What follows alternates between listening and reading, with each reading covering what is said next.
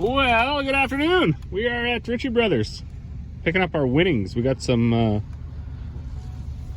one skid steer attachment, but it's not for a skid. Well, it's going to go on our backhoe because we have a skid steer plate for our backhoe, and then some panels that we were successful on bidding. Should have bought them tracks. Look at those. That'd be sweet. I don't even know what those sold for, but not exactly sure where to go. A little bit different structure than last time. I can tell you one thing, they got the fees jacked up here so much that even if you are successful when you buy something, you kind of feel bad about it after.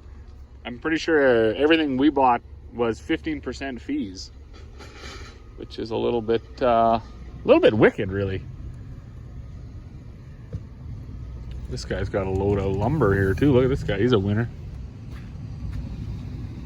All right, well, we got everything strapped down. We got some, there's like 23 of these little panels. I don't know exactly what we're doing with them, but we got them now. And then that sweeper, really fun to see. Like all the other attachments have a male and a female end. And then I see that this one just comes with two female ends. So that's fun. It's nice that we can't get involved enough to have things be the same or somewhat consistent or somewhat standard, but it is what it is. I'm not going to get too sad about it. I do got to run over to Canadian UFA right now. Hopefully find myself some new shoes because my leather boots are no good. Okay, well, that's loaded up, tied down. We're rolling out. I was just looking over my fees here. $195 worth of fees for a $1,300 item, and then $300 worth of fees for a $2,000 item. So I think it's safe to say that you're probably going to be, look at all those lawnmowers too, squirrel.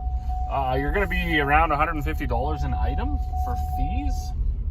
And when there's like 1,000, 2,000, 3,000 items back there, geez, what they generate in fees alone is just incredible. Absolutely incredible. But that's the Ritchie Brothers way, right? They haven't really changed the way they auction. So in order to be more profitable for the shareholder, they just jack up the fees, and then they're more profitable. Not sure, buddy. Well, good morning. Absolutely beautiful Saturday morning up here in northern Alberta.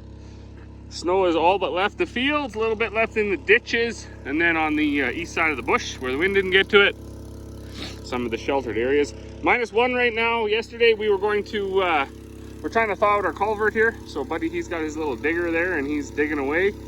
And then it is -1, so the water has stopped running. So that'll give us some time. We got to pump this out and find the end of this culvert here, and then we can dig that out. So definitely a little bit of water to pump. That's quite deep right there. But hopefully, I had my hot seat running, filling up a tote full of hot water. Then we'll just use this pump, hook it right up to the tote, and then pump the hot water at that end. Because we did last night pump, we made it like probably 25 feet through this culvert with this 2-inch hose, but ran out of daylight, ran out of time, so, and we couldn't keep up to the water coming down from the bins. It was running down, filling up our hole faster than we could pump it out. Well, I just whipped down here. I got my hot seat going. As you can see, she's churning out hot water quick as a hiccup, so that's all right. I'm gonna get this tote full of nice hot water and then head over and steam out that, not steam out, but blast out that culvert. After way too long, we got success through our little culvert here, so that's something. We gotta do a little ditching here, I guess, because it's a low spot right there where it starts to creep onto the road. And if you don't get that bead out of there and you don't get this culvert flowing, then it's just a big gradual effect where this whole entire part of the approach stays wet and you're sinking into it, and it's just not good. So we won't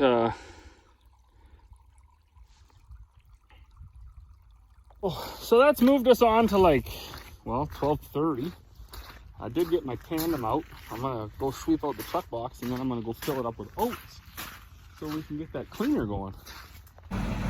Well, holy smokes! 2:30. We're finally set up. I'm gonna start with cleaning my oats. I'm not sure if the right screens are in there. What I'm gonna do is I'm just gonna I'm gonna run it and see what it looks like. So I've swept out that truck. I didn't sweep out this truck because it's gonna be the screenings anyways. And the last thing I hauled with it was oats. And that truck I also didn't sweep out yet. But that's because I'm gonna run about the first 200 bushels through here. Just to get the mill, to get all the augers and stuff, and to get the cleaner itself cleaned out. You could go in there with a vacuum and all that other stuff, or you could just run a little bit through, and then I'll just take it down, throw it in my oat bin.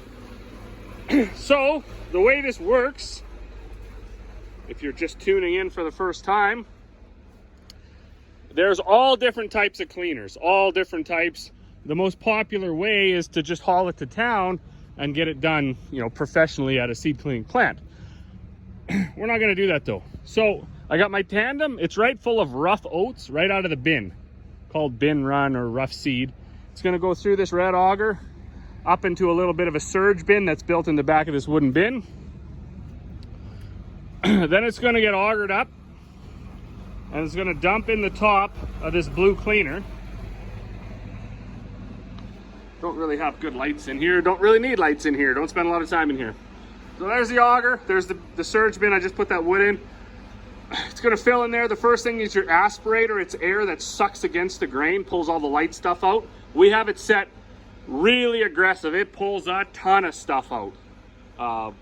But that's really the best way to clean. Like there's new cleaners out that just use air. Then it drops down onto this first deck. So in here is a top screen right about here and a bottom screen right about here. What goes over the top is no good. What goes through the bottom is no good. Everything that stays in the middle, that's what you want. Stays in the middle, drops down here, goes onto another deck, same thing. Top screen, bottom screen. What goes over the top is no good. Through the bottom is no good. Then it goes down, drops over another air, like another air curtain here. And then the clean grain drops down in there, goes out this auger, around to this side, dumps into that hopper, up this auger, into what will effectively be the clean truck once we get going here. This auger, the screenings auger, are the only ones that are run by power. And then the cleaner itself, the aspirator is an electric motor, and the shaker deck is an electric motor. We don't have good enough power to run VFDs, right? We only have single phase, and it's not, it's shoddy at best, the rural Alberta power. Basically rural Canada power is no good. So we choose to run it off of our tractor. It's a little inefficient because yeah, the tractor has to be sitting here idling, but gives you a place to sit if it's windy and cold. So it's not the end of the world. You can look out the window, see into the cleaner. I gotta wash the window though. So the auger that feeds it and the auger that takes it away are hydraulic, run from over here. And because they're hydraulic, we can set the speed. So that's why we chose to do that. Good morning. Beautiful Sunday morning. It's supposed to get up to like 16, 17 degrees today. We do got a little bit of a wet spot in the yard right here. I think my plan, I don't even know what to do. Maybe I'll push this dirt back into that hole so it can keep running this way. There's just a bit of a ridge there. Used to be grain bins lined up here. So anyways, because that pool's there, you get a little bit of a wet spot. It was -3 overnight. So I thought I should load Carl up while the ground is a little bit firm yet, and then he'll be ready to go in the morning. So in the morning we got to take our peas over to the seed plant. I've said before in my videos, we can't clean them here. We can't do a good job.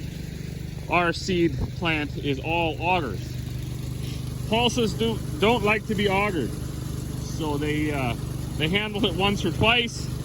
They also don't like to be going in augers that are running vertical. So you go to a seed plant and you're gonna get you're gonna get all bucket elevators and conveyors and overhead bins. And so I auger them in here. They don't see another auger again until they get back here. And then we auger them into our clean bin. Dad washed these the other day. What a nightmare. Like, the more you wash, the more they fall apart. So there's a local guy in town, owns a blasting company. He was out here 2 weeks ago, I think, and he looked it over and he said, yeah, this summer we'll just blast them. Like, they're gonna disappear on you. If you don't do something now, you're not gonna have trailers left. You're gonna be just dragging around wheels. So shame on Load King. In fact, shame on a ton of manufacturers that do this. Shitty paint, shitty primer, shitty prep, garbage steel, shitty components. It's unbelievable, unbelievable. I wish the powers that be could actually get involved and actually give a shit about certain stuff like this. There's no reason why a set of trailers with, what do we got on here?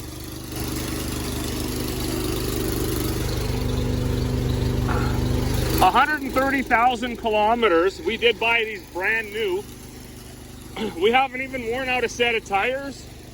We haven't worn out the tarps, and yet the trailers, the actual steel is so far gone that it's most likely going to need a welder involved as well, not just a blaster and a painter. That is a sin. And if you want to start to knock on the door of things that are bad for the climate and hard on the planet, building junk that needs to be continually repaired is right up there at the top of the list. So forget your plastic straws, forget your burning gas to go to town, forget all of that. The process required to get these from raw material to finished product, it would be infinitely worse than anything you could do as an individual. And then to have them basically need to start right over again from the ground up and be basically rebuilt, repainted, new components added. We actually had those U-joints down on the cranks for your gates. The one rotted. It rotted right out. And I know there's going to be the odd guys who will look after your equipment. See, we do wash them. We have a very good hot seat. They were always washed. Yeah, okay, we don't have a shop to put them in, but they were always washed. Up until last year, they'd hauled about 6 loads of fertilizer, 5 loads of sand. The rest was all grain. And I would say 85 to 90% highway. So to fall apart like this is purely a manufacturer error.